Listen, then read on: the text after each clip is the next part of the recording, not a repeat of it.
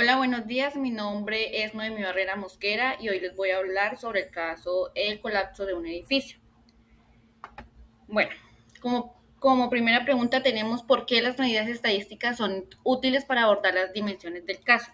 El colapso de un edificio es un evento trágico que requiere una investigación exhaustiva para comprender sus causas y prevenir futuras tragedias. En este caso, el equipo de ingenieros de la universidad cuenta con una gran cantidad de datos que pueden ser suministrados o analizados con métodos estadísticos. La aplicación de estas técnicas es fundamental por varias razones. La primera es la organización y resumen de datos.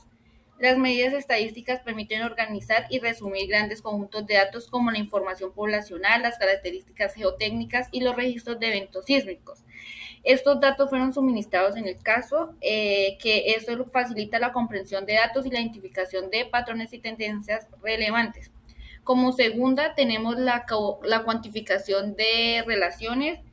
Los métodos estadísticos permiten cuantificar las relaciones entre variables involucradas en el colapso del edificio. Por ejemplo, se puede determinar si existe una correlación entre la densidad poblacional y la probabilidad del colapso, o entre la magnitud de los terremotos y la resistencia del edificio. Como tercera tenemos la estimación de probabilidades. Con la ayuda de la estadística se pueden estimar las probabilidades de que un evento similar vuelva a ocurrir en el futuro. Esta información es crucial para la toma de decisiones y la implementación de medidas de prevención. Como cuarta tenemos la identificación de factores de riesgo. Las técnicas estadísticas permiten identificar los factores de riesgo que aumentan la probabilidad del colapso de edificios. Estos factores pueden ser relacionados con la población, las características del suelo, la actividad sísmica o las características de la construcción. Como quinto y último tenemos la evaluación de la efectividad de las medidas. Las medidas estadísticas se pueden utilizar para evaluar la efectividad de las medidas de prevención que se implementan para reducir el riesgo del colapso de edificios. Como segunda pregunta tenemos, indique la media, mediana y moda y desviación estándar del número de habitantes en la zona afectada durante los últimos 5 años. Bueno, como información poblacional tenemos estos datos, yo los organicé de forma ascendente. No, 9.900, 10.000, 10.800, 11.500 y 12.200. Bueno, la media. La media se calcula sumando los valores de todas las observaciones y dividiendo por el número total de observaciones. En este caso, sería 5 porque pues son 5 datos que nos dieron, 5 datos suministrados que nos dieron. Bueno, la mediana se obtiene, se ordenan los datos de menor a mayor y se ubica en el valor que se encuentra en la posición central. En este caso, obtenemos el 10.800. La moda. La moda es el valor que más se repite en el conjunto de datos. En este caso no hay moda porque no hay valores que se repitan. Por último, tenemos la desviación estándar. Esta se saca con la fórmula de la varianza, la cual se muestra aquí, bueno, muestro acá en la imagen. Y por último, el dato que da se le saca la raíz. Y este sería pues la desviación estándar. Donde X sub I significa los valores individuales, esta X significa que es la media, que ya la habíamos sacado anteriormente, y N es el número de observaciones. Como tercera pregunta tenemos, calcule las medidas de tendencia central y dispersión de la resistencia de la comprensión del suelo. Este se saca sobre las características geotécnicas. Organicé también los datos de forma de orden ascendente, los cuales son 10.000 10.8, 11.9, 12.5, 13.6 y 14.2. Se le sacó la media, la mediana y la desviación estándar. Como en el anterior video ya lo había explicado, pues la media me dio 12.6 megapascales, La mediana me dio 12.5 megapascales y la desviación estándar 1.21 megapascales. Espera. Según, bueno, la gráfica de la distribución de la resistencia a través de un histograma.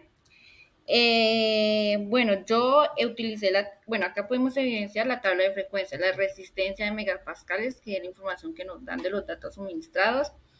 Y pues según la página 11 del libro de estadística que el profesor nos subió, dice que la representación gráfica de una de una distribución de frecuencias de datos agrupados recibe el nombre de un histograma que se obtiene pintando el eje de las axis o extremos de los intervalos y levantando sobre ellas rectángulos de áreas iguales o proporcionales a su frecuencia. Si todos los intervalos son de la misma amplitud, podemos pintar rectángulos de base de intervalos de alturas de las frecuencias. De este modo obtendremos rectángulos de área proporcional a la frecuencia y la constante de proporcionalidad sea la amplitud que es común a todos los intervalos. Entonces, en nuestra tabla de frecuencia agrupamos, bueno, acá los datos de resistencia de megapascales y los adjunto con la frecuencia absoluta, que es el número de veces que se repite este valor, pero pues como en los datos no se repite, entonces cada uno es una vez. La frecuencia absoluta acumulada es la suma de la frecuencia absoluta.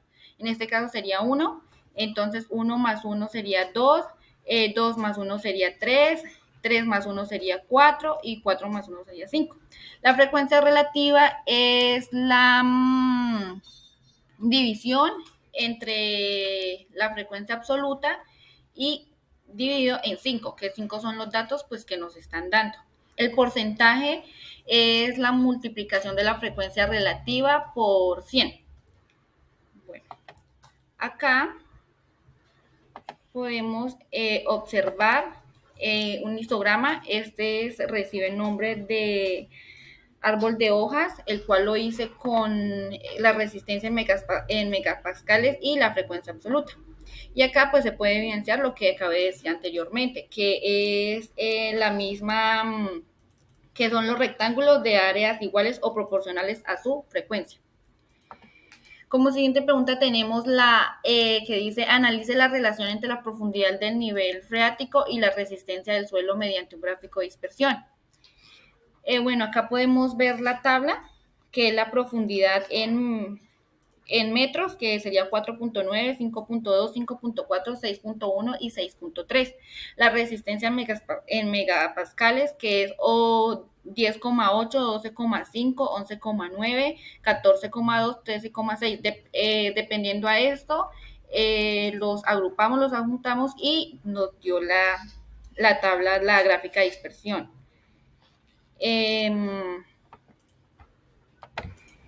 Lo cual podemos evidenciar que en este gráfico cada punto representa un par de valores. La profundidad, como lo había dicho, que es la profundidad del nivel freático con el eje X y la resistencia del suelo con el eje Y. Observamos la distribución de los puntos que nos permite entender si hay alguna relación entre dos variables, por ejemplo, si los puntos tienden a formar una línea o algún patrón que indicaría una relación entre la profundidad del nivel freático y la resistencia del suelo. Como se puede evidenciar acá, que hay un patrón o una línea. La siguiente pregunta, que sería la 6, dice calcule la media, mediana y el rango de la magnitud de los terremotos registrados. Bueno, acá sería la media, terremoto 1, 5.4, terremoto 2, 4.8, terremoto 3, 6.2, terremoto 4, 5.9 y el terremoto 4.5, que ya pues había dicho cómo se sacaba. Esto nos da un total de 5.3. La mediana, pues acá se arreglan los datos de forma ascendente, la cual nos dio que sería 5.4. El rango, pues ya sería, es un valor numérico que indica el máximo y el mínimo de datos o de muestras estadísticas. Como se puede evidenciar, entonces acá en la media, sería, que sería el terremoto 3, que es 6.2, que sería el mínimo, el máximo, y terremoto 5, que sería 4.5, que sería el mínimo. A se resta y daría un rango de 1.7. La siguiente pregunta, que es la séptima por última, dice: analice si existe alguna relación entre la magnitud de los terremotos y el número de réplicas. Dice: analice si existe alguna relación entre la magnitud de los terremotos y el número de réplicas. Bueno, yo hice un cuadro que fue la magnitud del terremoto y el número de réplicas. Para analizar si existe alguna relación entre la magnitud de los terremotos y el número de réplicas, pues podemos utilizar un gráfico de dispersión y calcular el coeficiente de correlación.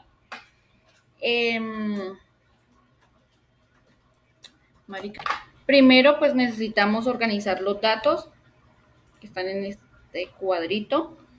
Después, bueno, ya después sería graficarlos. Pero pues yo solamente hice el cuadro. Y después sería calcular el coeficiente de correlación para determinar si hay alguna relación entre las dos variables. El coeficiente de correlación puede variar entre -1 y 1, un valor cercano a 1 que indica una correlación positiva a medida que una variable aumenta. La otra también tiende a aumentar, que sería un valor cercano a -1, indica una correlación negativa a medida que una variable aumenta. La otra tiende a disminuir y es un valor cercano a 0. Indica una correlación débil o nula. Ya pues cada quien utiliza la herramienta pues para hallar el gráfico. Y pues esto sería todo. Muchas gracias.